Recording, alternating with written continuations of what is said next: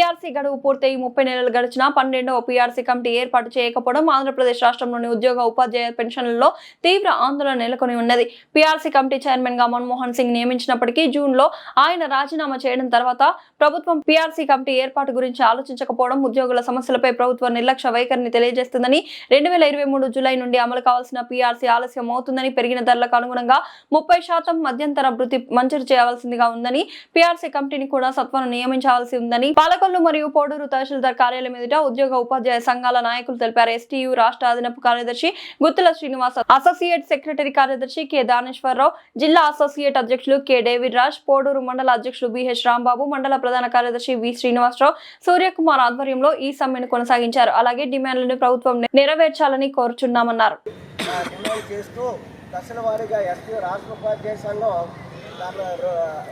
రాష్ట్ర ఉపాధ్యాయ సంఘం ధర్నా కార్యక్రమాలు నిర్వహిస్తుంది.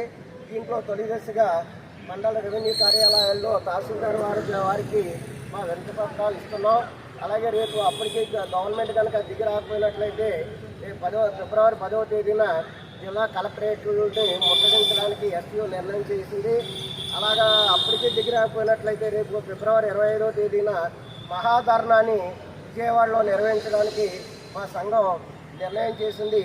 ఆ నిర్ణయం ప్రకారం ఈరోజు మరి మా గౌరవ తహసీల్దార్ గారికి మా మెమోరాండం సమర్పిస్తున్నాం. Thank you.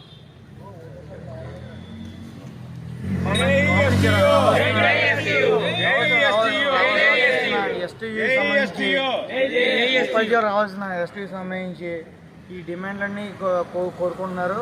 ఇది ఇప్పటికీ ఎత్తకపోతే కనుక ఇది కలెక్టర్ని ముట్టడించడం, జిల్లాల వారీగా అన్ని చోట్ల ఈ విషయం యొక్క మెమెండో సబ్మిట్ చేయడం జరుగుతుంది. శ్రీనివాస్, పాలకొల్లు.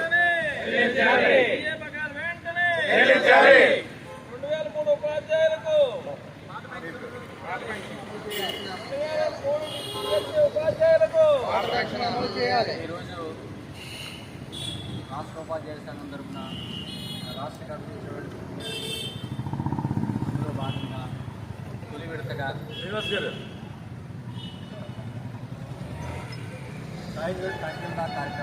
తహసీల్దార్ కార్యాలయాల వద్ద మనం ధర్మంగా పోరాటం చేయడంలో ప్రథమ భాగంగా కొన్ని నిర్ణయాలు అదేంటంటే మన రాష్ట్ర ఉపాధ్యాయ సంఘం ఇచ్చిన పిలుపు మేరకు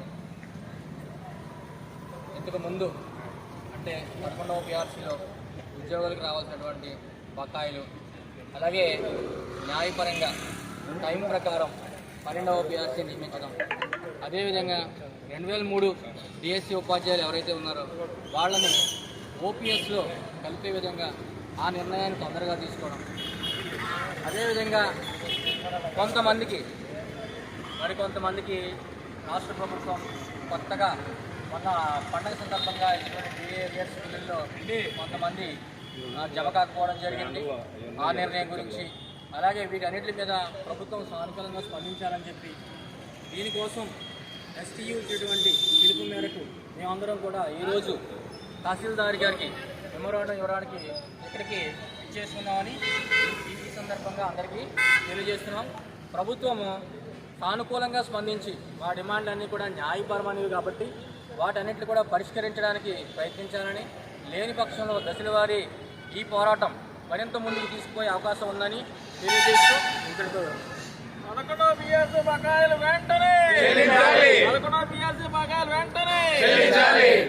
బకాయిలు విడుదల చేయాలి. 2003 డిఎస్సి ఉపాధ్యాయులకు డిఎస్సి ఉపాధ్యాయులకు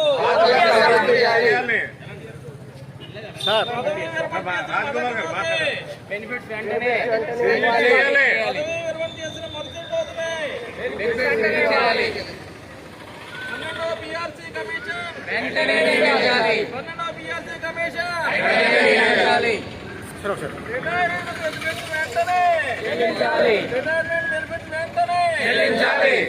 సరెండర్ లీవ్ బకాయిలు వెంటనే డిఏ బకాయిలను వెంటనే